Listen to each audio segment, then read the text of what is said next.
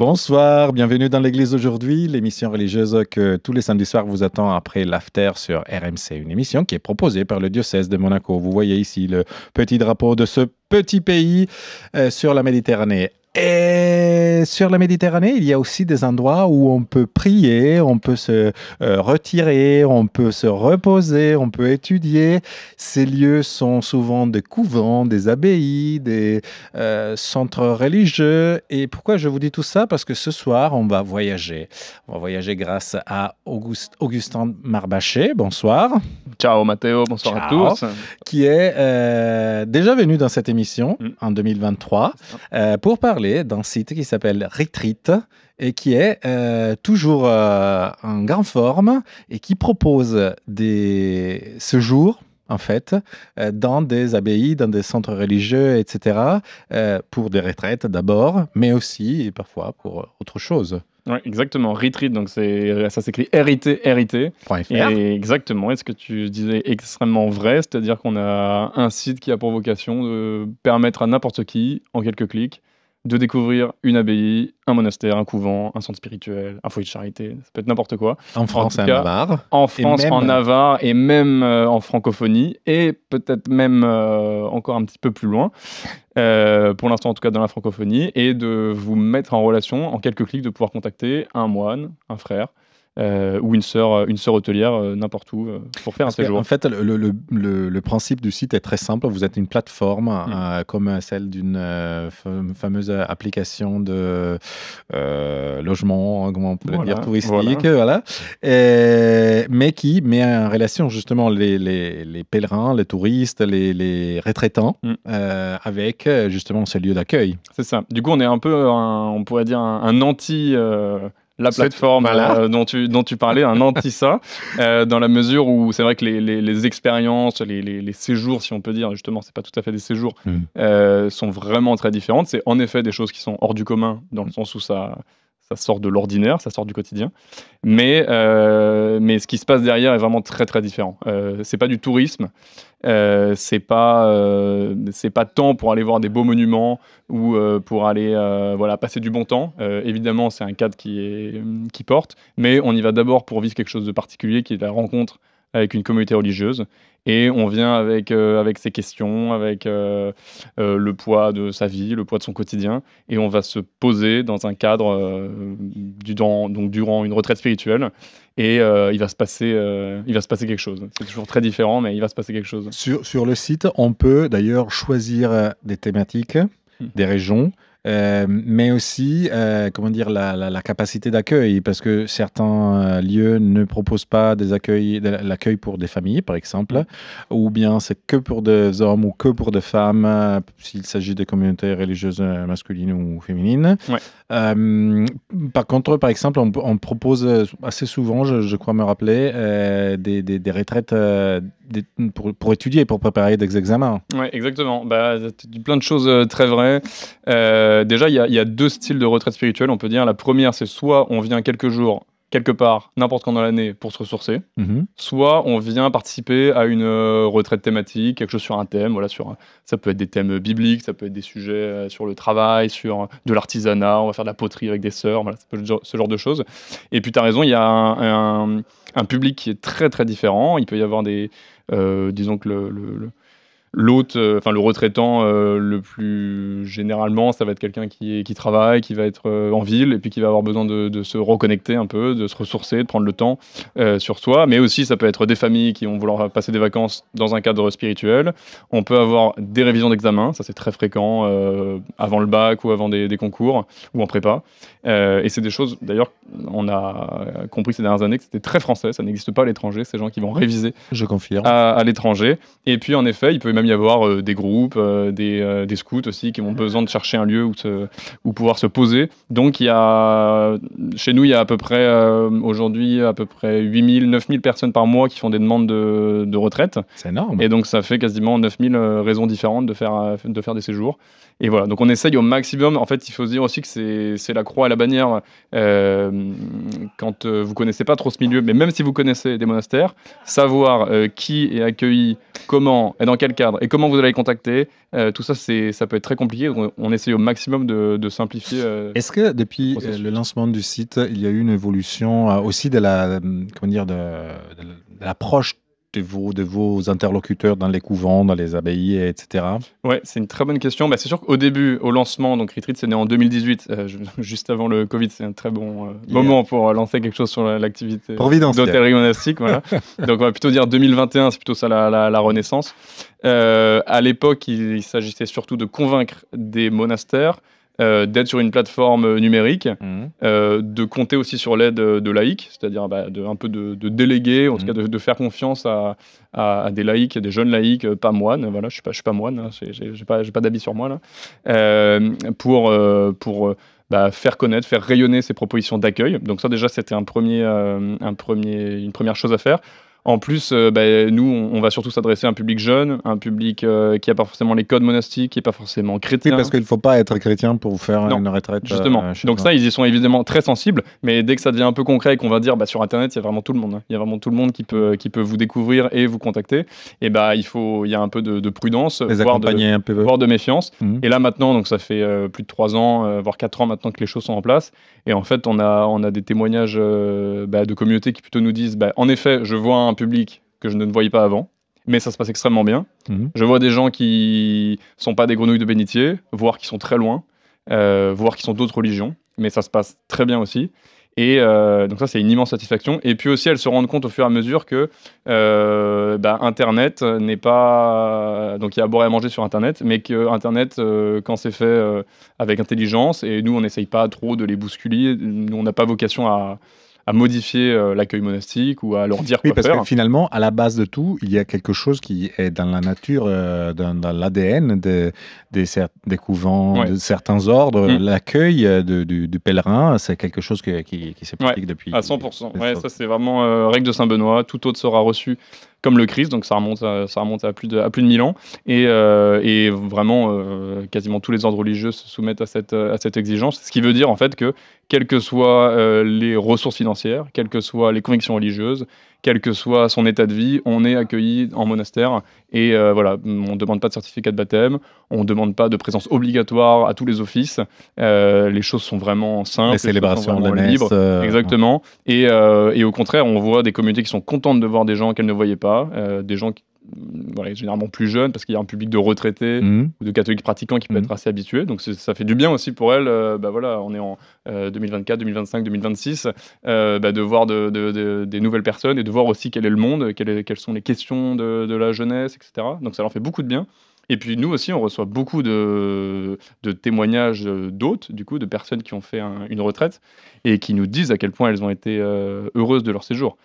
Je confirme. Alors j'avoue, moi aussi j'ai fait 2 séjours dans l'un de ces couvents proposés sur Retreat. J'ai découvert effectivement une belle communauté.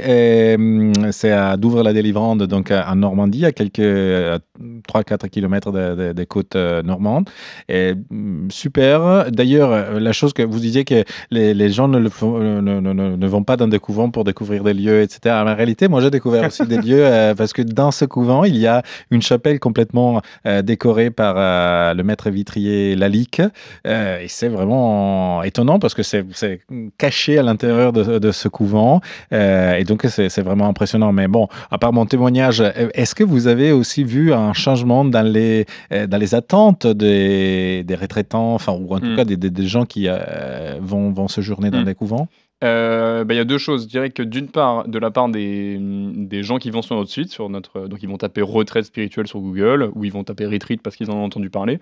Ils vont arriver sur notre site et puis nous, on a un vrai travail de pédagogie pour expliquer en quoi consiste une retraite spirituelle et puis où est-ce qu'on peut se rendre. Parce que c'est sûr que moi, ça fait plus de 3 ans que je fais ça. Je sais c'est quoi un bénédictin, c'est quoi des cisterciens. Je sais ce qu'on fait. C'est pas des marques. Voilà, non, je sais comment ça se passe après une retraite. Je sais comment m'adresser à des religieux. Donc déjà, on a vraiment un travail de pédagogie parce que c'est du chinois, ça, pour le grand public. Comprendre c'est quoi ce milieu trop chelou que sont les monastères, parce que c'est ça la réalité. Donc nous, on essaye de rendre ça accessible, sans le rendre ni ridicule, ni trop simple. Voilà, on prend ça au sérieux. Mais voilà, on fait un peu comme Prix me fait avec la Bible, par exemple. Nous, on essaye de, voilà, notre grande sœur. Donc, on essaye de rendre ça accessible au grand public. Et puis après, on a des retours après des moines et des religieuses qui nous disent que le public a des questions spirituelles dans les rencontres qu'ils ont avec ces hôtes, qui sont beaucoup plus d'ordre catéchétique, beaucoup plus d'annonces de la foi chrétienne, plutôt que des entretiens spirituels. Voilà, j'en suis à tel moment de ma vie, je suis chrétien depuis X années, et voilà, je viens parler à une sœur ou à un frère pour lui parler de ou demander un sacrement. Là, on a des questions qui sont beaucoup plus, on va demander aux religieux, c'est quoi votre foi, c'est quoi votre vie, pourquoi vous faites ça. Oui, parce que c'est quand même un peu désarçonnant, voir des personnes qui restent toute leur vie dans un couvent, dans une abbaye. On n'a pas, je pense, sur la plateforme Retreat des couvents de Monial. Si, mais cloîtrés, comment ça s'appelle? Ah si, cloîtrés, si, on a des communautés cloîtrées. Donc elles, pareil, nous, on ne vient pas modifier leur manière qu'elles ont de vivre. Elles vont vous accueillir derrière la grille. ça fait partie du jeu. Mais ça aussi, c'est un travail de notre côté de bien faire comprendre aux autres dans quel cadre vous allez être accueillis. Par définition, il y a des laïcs aussi qui font un peu le Alors, il y a généralement plutôt une sœur, une ou deux sœurs qui font le lien, évidemment. Voilà, vous n'êtes pas derrière la grille vous-même, donc on est chaleureusement accueillis malgré tout. Mais voilà, aussi, nous, c'est une immense satisfaction pour nous, parce que sur notre site, on a à peu près 150, 160 communautés référencées. Et elles sont de tous les styles, elles sont de tous les habits, elles sont de toutes les sensibilités d'église. Et ça, c'est une vraie satisfaction, parce que c'est vraiment rare dans l'église, en fait, d'avoir un lieu où s'expriment, où sont présents, où sont référencés l'église sous tous ses visages. Et ça, c'est une grande joie. Et les religieux eux-mêmes en sont satisfaits. Bon, maintenant, vous nous faites rêver. Qu'est-ce qu'il y a comme endroits qui sont les plus prisés, je sais pas, ou qui pourraient être plus prisés parce qu'on ne connaît pas assez? C'est une excellente question. Il y a des endroits absolument sublimes, mais qui ont un petit peu la cote déjà. C'est des lieux comme Sénanque ou les Reims, c'est des abbayes assez connues. Il y en a une qui est en Provence et l'autre qui est une île en face de Cannes. Ça, c'est des lieux assez connus, mais qui sont magiques, en fait, parce qu'on est en plus, quand on est sur une île, on est au milieu de nulle part. Et les Reims, c'est vraiment un îlot. Exactement, avec sur place une communauté de cisterciens qui est très ancienne. Qui accueille toute l'année, exactement, qui est très ancienne. Qui n'est pas loin de Monaco, d'ailleurs. Qui n'est pas loin de Monaco, on salue tous les monégasques. Il n'y a pas des endroits à Monaco? Alors maintenant, j'ai appris qu'il y a des dominicains qui sont arrivés à Monaco. Je crois qu'il y a peut-être des carmes aussi, non? Ou il y a une église de carmes? Je sais pas. Peut-être. À demander, mais en tout cas, j'ai vu qu'il y a des dominicains qui... Je pense pas qu'ils les accueillent, mais en tout cas... Je passe au niveau des détails. Ouais, voilà, exactement. Et puis sinon, non, mais notre but aussi, c'est de faire connaître... Il y a sur notre plateforme des lieux qui sont vraiment très très connus. L'abbaye de Fleury, l'abbaye de la Pierre-qui-Vire, l'abbaye de Solesmes sont des lieux qui parlent, l'abbaye de la Grâce sont des lieux qui sont connus, qui ont un patrimoine extraordinaire, qui ont des communautés très importantes en nombre, qui ont des vocations, qui ont un rayonnement sur Internet et qui n'ont pas besoin de publicité, si je puis dire, pour se faire connaître. Mais à côté de ces lieux-là, vous avez des petites communautés, beaucoup plus humbles, beaucoup moins digitalisées, qui n'ont pas de présence sur les réseaux sociaux. Et nous, ça fait partie de notre travail de pouvoir fonctionner en réseau, exactement, et de faire connaître des lieux qui n'auraient pas la même visibilité. Vous avez un lieu trop sympa qui est l'abbaye de Maëlys dans les Landes, qui est plutôt bien identifié, notamment par les étudiants à Toulouse ou à Bordeaux. Mais à côté, vous avez les Sœurs qui sont à peu près à quelques kilomètres, l'abbaye Notre-Dame de Saint-Eustase, donc c'est minuscule, c'est inconnu, ça n'a pas de site internet, mais par le biais de Retreat, par exemple, elles ont chaque mois quelques individus qui viennent découvrir et qui passent un séjour incroyable. Et voilà, ça c'est un peu la raison d'être de notre site, et c'est les grands qui portent les plus forts, et ça marche hyper bien. Vous avez l'abbaye de Fleury près d'Orléans, dans le Loiret, et à côté il y a les moniales de Bouzy-la-Forêt. Et là aussi on peut faire des séjours, rencontrer les sœurs. Et c'est une façon aussi pour redécouvrir et peut-être aussi protéger le patrimoine? Oui, exactement. Alors, donc, l'hôtellerie monastique est désintéressée par essence, c'est-à-dire que ce n'est pas une activité commerciale. Qu'est-ce qu'on paye en général? En fait, à la fin, on donne un don. Donc, on fait un don. On donne ce qu'on veut, c'est-à-dire que vraiment personne ne doit être empêché de venir faire une retraite spirituelle. Donc, vous n'êtes obligé à rien. Vous pouvez discuter avec la communauté, dire, écoutez, en gros, mon séjour, à quoi ça correspond, etc. Mais vous êtes vraiment libre de donner ce que vous voulez.